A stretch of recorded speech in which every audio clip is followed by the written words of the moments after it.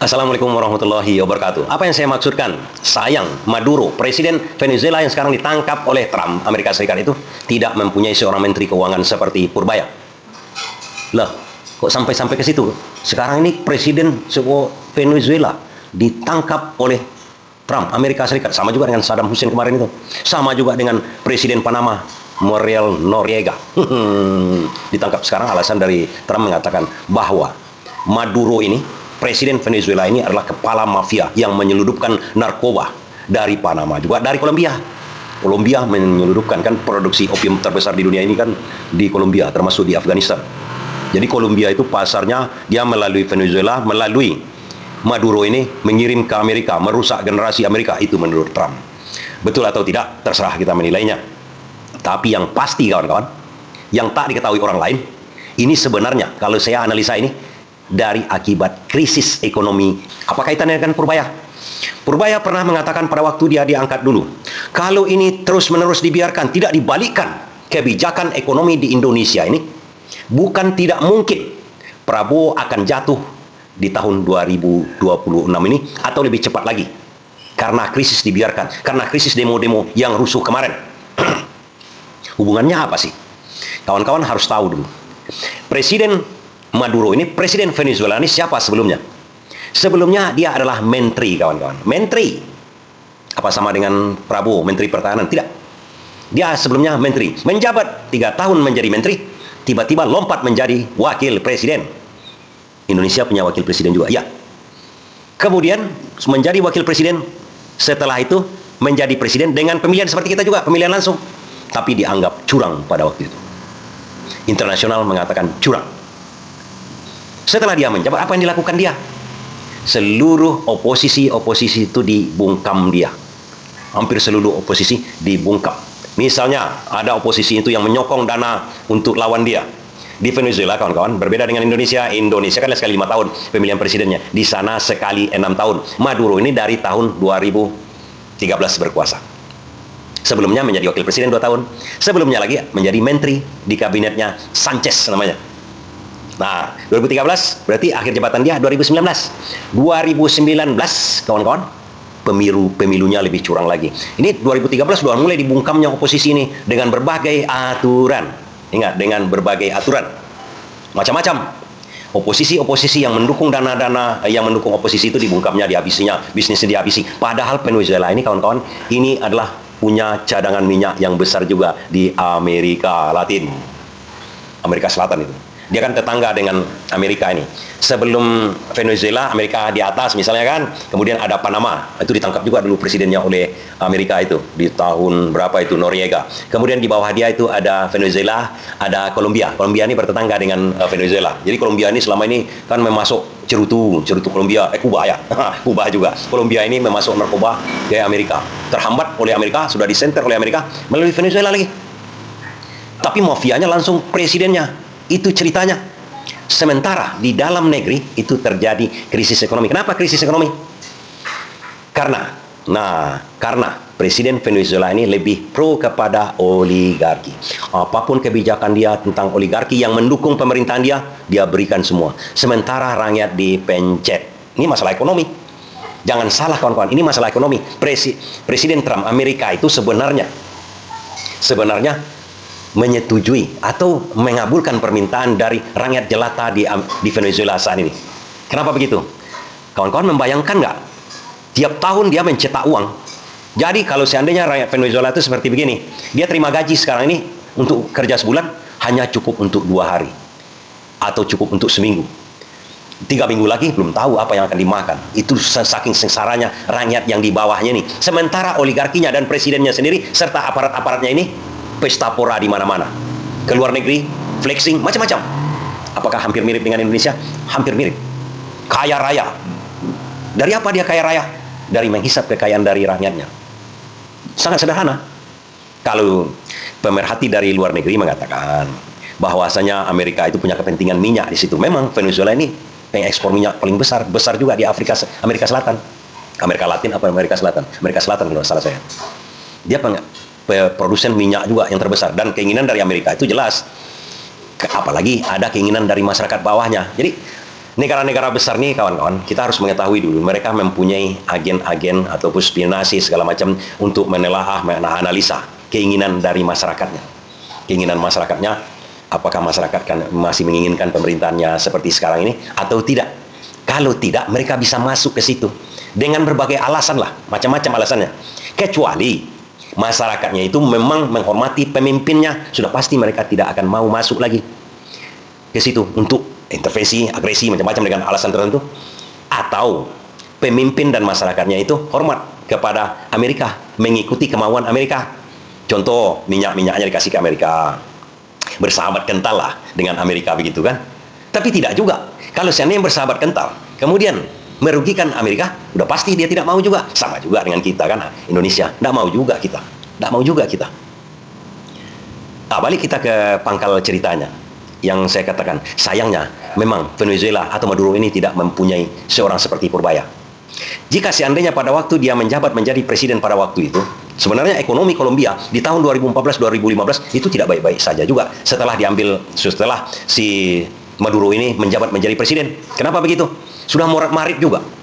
Kesenjangan itu makin tinggi, makin tinggi, makin tinggi. Ditambah lagi aturan-aturan yang dibuat oleh Maduro yang terbaru untuk melanggengkan kekuasaan dia. Melanggar kekuasaan dia, macam-macam hukum yang dibuatnya. Tidak boleh, oposisi itu tidak bisa bersuara sedikit pun. Parlemen pun dibungkam. Mana-mana orang yang tidak setuju dengan kebijaksanaan dia, dihabisinya, dikeluarkannya. Diktator, dia ciptakan diktator seperti Korea Utara. Tapi Korea Utara sudah lama, tidak bisa dimasuki lagi. Korea Utara mempunyai bom nuklir. Venezuela tidak, makanya Amerika tidak bisa masuk ke situ. Apalagi Korea Utara ini kan dekat dengan Uni Soviet. Venezuela ini tidak terlalu dekat dengan Uni Soviet. Tidak terlalu dekat. Karena dia zona geografinya kan jauh berbeda itu. Kemudian kultur juga berbeda. Kira-kira seperti itu kawan-kawan. Nah, ini dibiarkan terus-menerus. Terciptalah diktator baru di Venezuela. Dari segi pemerintahan dan rakyat. Rakyat ini sudah sengsara ini. Inflasi itu sampai jutaan persen namanya. Dari segi ekonomi. Dibiarkan. Sementara ini elit-elitnya dipelihara oleh Maduro ini. Yang kaya-kaya itu boleh. Melanggar peraturan pun boleh. Asal masih mendukung Maduro. Dan dia menjadikan dirinya lagi terakhir-terakhir kepala kartel dari narkoba. Dan ditenggarai dia adalah ketua mafia narkoba untuk seluruh negara di dunia. Jadi dia bukan untuk negerinya saja diperdagangkan narkoba. Narkoba ke negerinya tentu dia tidak mau. Tapi dia ekspor ke luar negeri. Berbasis, bernama ataupun bertameng sebagai presiden itu kan sulit ditersangkakan.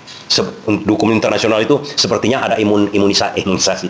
Hak imun juga seorang presiden itu payah ditersangkakan. Kalau tidak mempunyai bukti yang cukup Trump bahwa dia adalah kepala mafia narkoba di seluruh dunia ini, justru Trump tak akan mau untuk mengambil dari si Maduro ini. Tidak akan mau. Padahal itu sudah kelanjutan dari Sanchez sebenarnya dia itu. Kelanjutan dari presiden sebelumnya. Presiden Sanchez itu sudah memulai itu sebenarnya. Maduro ini pelanjutnya, kelanjutannya.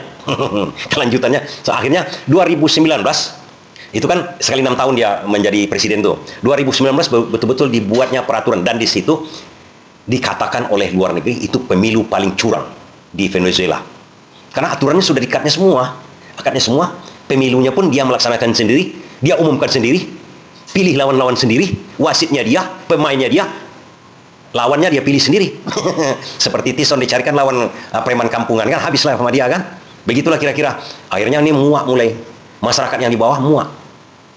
Dia kuasai kepolisian, dia kuasai ke militer, dia kuasai semua elemen masyarakat termasuk agama, pemuka-pemuka agama sudah disuntiknya dengan uang. Sementara rakyat jelata tambah miskin. Anda kalau membeli rokok sekarang ini pakai segepok uang misalnya di Venezuela itu, coba bayangkan. Besok pagi pakai gerobak lagi untuk mendapatkan sebungkus rokok. Itu kejadian yang terakhir. Makanya Amerika langsung ambil aksi dengan alasan apapun. Kalau saya secara pribadi ya, ini bagus Amerika itu masuk ke Venezuela itu. Kenapa begitu? Itu elit-elitnya cuma segelintir. Segelintir yang menguasai sumber daya alam. Termasuk minyaknya itu sekarang itu. Segelintir elitnya. Segelintir yang poya-poya. Yang rakyat kebanyakan ini kacau balau. Makanya Trump ambil alih ini, kan rakyatnya tidak berontak. Ini contoh sama kita misalnya kan. Yang ada cuma wakil presidennya sekarang ngerocos. Kami masih mengakui Presiden Maduro itu sebagai presiden kami. Tidak sebenarnya. Tidak ada lagi. Kenapa bisa rakyat itu diam saja seperti ini sekarang? Karena sudah lama sekali dibungkam. Tokoh oposisi itu kalau tidak dibuang, dibunuh. Macam-macam kan. Tidak ada lagi oposisi itu, tak ada lagi. Rakyatnya sudah menyerah, nerimo. Itu sebenarnya yang terjadi. Coba kalau seandainya ada menteri keuangannya seperti Purbaya. Nah, sekarang kita lihat seperti Purbaya sekarang ini. Kalau ada, 1 tahun dia menjadi presiden, kemudian ada seorang menteri seperti Purbaya ini. Pada waktu dia Purbaya diangkat menjadi presiden, apa yang dilakukan oleh Menteri Keuangan di Venezuela contohnya? Ada oligarki-oligarki yang diuntungkan oleh misalnya pengekspor minyak. Ekspor minyak, malah ditambah duit negara ke yang mengekspor minyak, pengusaha pengekspor minyak ini. Contoh dengan batubara, dirubah peraturan oleh Menteri Keuangan itu. Industri batubara kata Purbaya, ditambah subsidi lagi 25 triliun tiap tahun. Di Venezuela terjadi seperti itu. Pengusaha-pengusaha minyak di situ ditambah lagi subsidi oleh Maduro ini. Ini sekarang kan dibalikkan oleh Purbaya dengan peraturan Menteri Keuangan yang baru. Tidak lagi. Industri batubara, walaupun yang punya industri batubara, kawan-kawan tahu siapa. Cek aja di Google, termasuk Prabowo Hasim dan kolega-kolega elit-elit sekarang yang berkecimpung di dunia batubara. Dan jangan juga terkejut, sebagian anggota DPR itu terafiliasi dengan bisnis batubara. Itu yang dilawan oleh Purbaya. Dia lawan, maksud dia itu untuk apa? Untuk menyelamatkan orang ini seperti daripada Maduro ini.